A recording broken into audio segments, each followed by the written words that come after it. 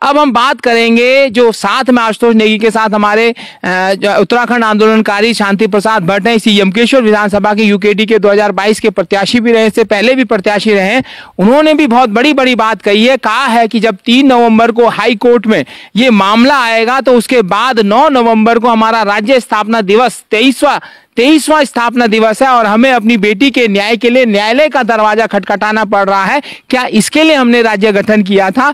यह भी सवाल है, इसका भी आप जवाब देखिए। क्या इसीलिए राज्य गठन हुआ था? क्या वीआईपीओं के ऐश गाह के लिए उत्तराखंड बना था? क्या भाजपा ने 9 नवंबर 2000 को इसीलिए ये उत्तराखंड बनाया था? इन तमाम सवालों के जवाब आपको शांति प्रसाद भट्ट जी से मिलेंगे, जो आपको दिख रहा है कि क्या बोल रहे हैं उनको भी आप समझिए और कमेंट बॉक्स पे अपनी जरूर राय जरूर दर्ज कीजिए, क्योंकि हम लोग आपके स्थानीय चैनल है और स्थानीय स्तर की इन बातों को विस्तार से गंभीरता से इसलिए रख रहे हैं कि आप समझ सको कि आपके राज्य में हो क्या रहा है। वनंतरा आए थे वो लोग, आज एसआईटी की टीम से जांच पड़ताल थी।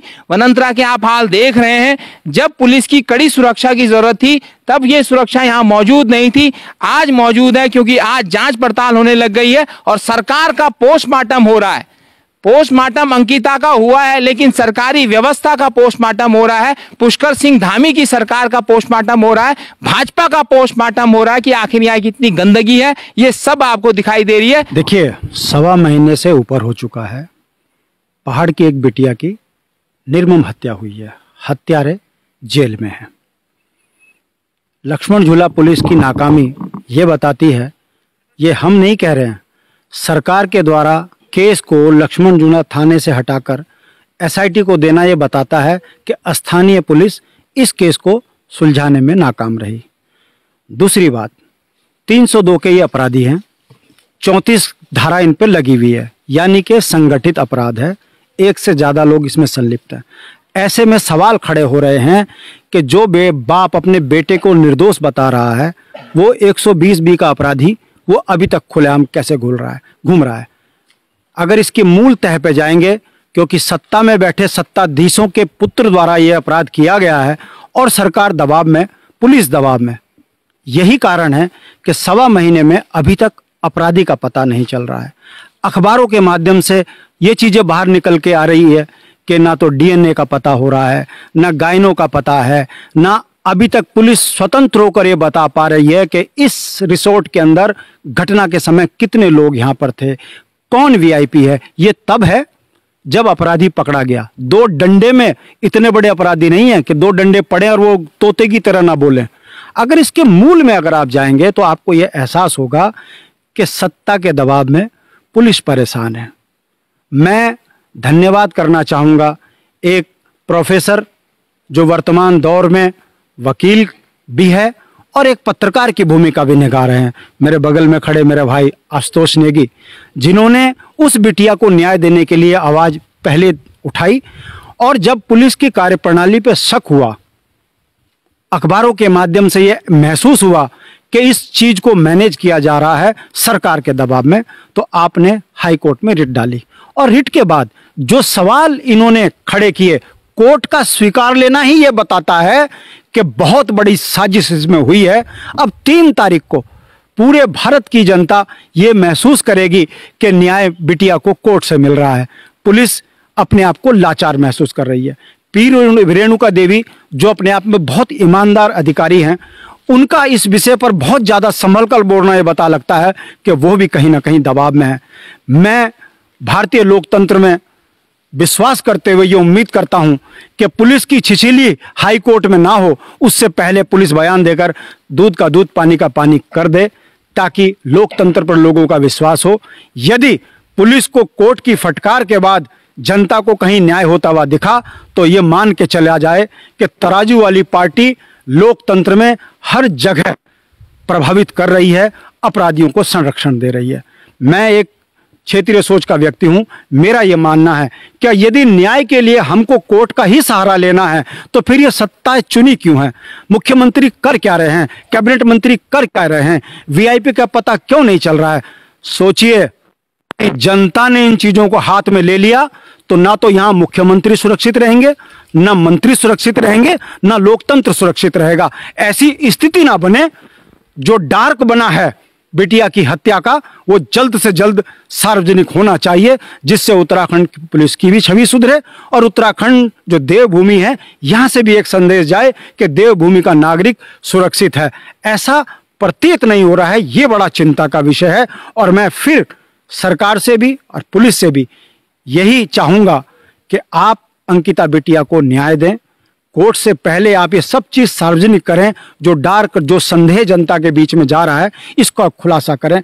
यदि कोर्ट के ही सहारे से एक संदेश गया तो इसका बहुत दूरगामी परिणाम सत्ता में बैठे सत्ताधीशों को भी पड़ेगा और इनके चाहने वालों को भी पड़ेगा। मैं ऐसा नहीं चाहता हूं और मैं चाहता हूं कि पुलिस अपनी छवि को मद्देनजर रखते हुए बिटिया को न्याय दे। दुख की बात है, ना डीएनए का पता लग रहा है, ना पोस्टमार्टम का पता चल रहा है, ना पुलिस के अधिकारी बोलने को तैयार हैं कि कौन वीआईपी है। लड़की का दो दोस्त है वो कह रहा है कि यहाँ पर कुछ लोग वीआईपी आए हुए थे, उस पर पुलिस चुप है। अपराधी सामने आपके बैठा है, आप उसे इंट्रोगेट करके यदि आप वीआईपी का नहीं पता लगा पा रहे हो तो बहुत बड़ा संदेश भारतीय जनता पार्टी की राजनीति का जा रहा है। ये लोकतंत्र के लिए ठीक नहीं है। आपके माध्यम से मैं उत्तराखंड के मुख्यमंत्री जी से, मैं उत्तराखंड के डीजीपी से, मैं उत्तराखंड के एसआईटी की जो बॉस है उनसे ये निवेदन करता हूं कि हाथ जोड़कर उत्तराखंड की छवि को धूमिल न करें और उत्तराखंड में न्याय देते हुए जनता में एक संदेश दें कि उत्तराखंड में भी लोकतंत्र है और कानून जिंदा है। ये मेरा संदेश आपके माध्यम से। शांति भाई, 3 नवंबर को तो हाई कोर्ट में केस दायर होगा या वहाँ पूछताछ होगी और 9 नवंबर को हमारे राज्य गठन को 23 साल हो जाएंगे। आप राज्य आंदोलनकारी हैं, तो आपको लग रहा है कि राज्य जो है इन वीआईपीओ की अय्याशियों के लिए भाजपा ने बनाया था? भारतीय जनता पार्टी राज्य विरोधी थी। अगर मैं चुनौती के साथ कह रहा हूं, मैं राजनीति छोड़ दूंगा अगर भारतीय जनता पार्टी राज्य आंदोलन के वो दौर में बता दे कि भारतीय जनता पार्टी ने कभी राज्य का। भारतीय जनता पार्टी ने 1996 में जब एचडी देवगौड़ा ने घोषणा करी थी, उसके बाद इस राज्य को बनाने में जो 97 में आ जाना चाहिए था अस्तित्व में 4 साल लगाए और उसके बाद क्या षड्यंत्र किया, 26 राज्य विरोधी संशोधन किए भारतीय जनता पार्टी ने और केंद्र में बैठी हुई सरकार ने 3 और संशोधन करके उत्तराखंड के जल, जंगल, जमीन, रोजगार, बोली, भाषा सब उत्तर प्रदेश के अधीन कर हमको उपनिवेश बनाया है। ये वो सत्य है जो भारतीय जनता पार्टी जनता के बीच में बता नहीं रही है, मैं बता रहा हूं। दूसरा, भारतीय जनता पार्टी ने उत्तराखंड को और कितना बर्बाद करना है? जंगल सुरक्षित है? नहीं। रोजगार सुरक्षित है? प्रेमचंद अग्रवाल शोभा बढ़ा रहा है भाजपा की। भारत के प्रधानमंत्री जी श्रीनगर में आकर ये कहते हैं कि दीदी बुलियो मिते देखा और मैं चेहरा पर वोट दिया, मैं उत्तराखंड सब कुछ सुरक्षित कर दो। और केदारनाथ आकर उत्तराखंड की बेटी की हत्या पर एक शब्द नहीं बोलते, प्रेमचंद अग्रवाल पर कोई कार्रवाई करने की बात नहीं करते। इससे पता चलता है कि ये तराजू वाले ठग देश से लेकर राज्य को लूट रहे हैं, चाहे फिर वो मध्य प्रदेश में किसी बेटी का जीवन बर्बाद हुआ हो, नौकरियों में व्यापम हुआ हो, चाहे फिर उत्तराखंड हो। जहां जहां ये तराजू वाले बैठे हैं इन्होंने अस्तित्व मिटा दिया वहां के लोगों का और ये उसकी हकीकत है कि अंकिता बिटिया न्याय के लिए तरस रही है और भारतीय जनता पार्टी झूठ बोलने में नंबर 1।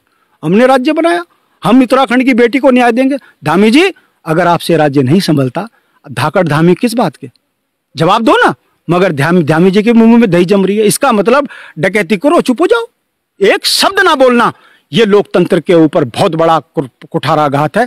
जनता इस बात को समझ रही है। सोचिए, यदि ये पत्रकार, प्रोफेसर, वकील अगर ये आईडी पकड़कर उत्तराखंड के दर्द को ना उठा रहा होता, ना कोर्ट जा रहा होता, तो क्या उम्मीद की आस जिंदा होती? अगर ये पत्रकार जितने भी वेब चैनल वाले हैं, यदि ये इस आवाज को हवा ना देते तो क्या नेशनल मीडिया इसको दिखाता? उत्तराखंड के जनहित के मुद्दों पर जिस तरीके से तराजू हावी हो रखा है, हर मुद्दे पर चुप्पी साधे हुए हैं, ये लोकतंत्र के लिए खतरा है। मैं तमाम सोशल मीडिया के पत्रकारों को सैल्यूट करता हूं कि धरती पुत्र की भूमिका निभा रहे हैं। और बेटी की हत्या कौन कर रहा है? पहाड़ की बेटी।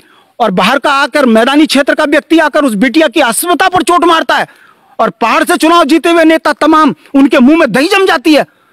यह लोकतंत्र के लिए ठीक नहीं है। अगर हम देश की इस बॉर्डर पे अपनी गर्दन कटा सकते हैं तो हमारी अस्मिता पर हाथ डालने वालों को किस हालात में हम पहुंचा देंगे, यह भी किसी से छुपा नहीं है। हमें उकसाएं ना, हमारी देशभक्ति को हमारी मजबूरी ना समझे।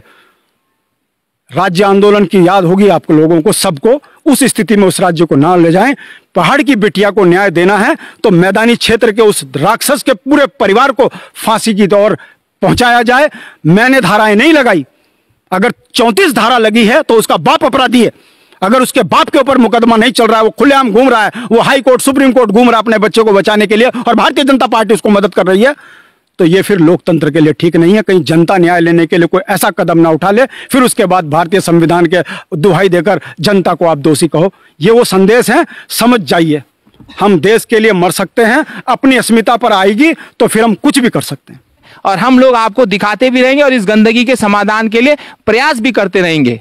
मैं अपने सहयोगी दीपक दिवाकर से योगेश, ऑनलाइन मीडिया, तीर्थनगरी ऋषिकेश, वनंतरा रिजॉर्ट में हूं, देवभूमि उत्तराखंड।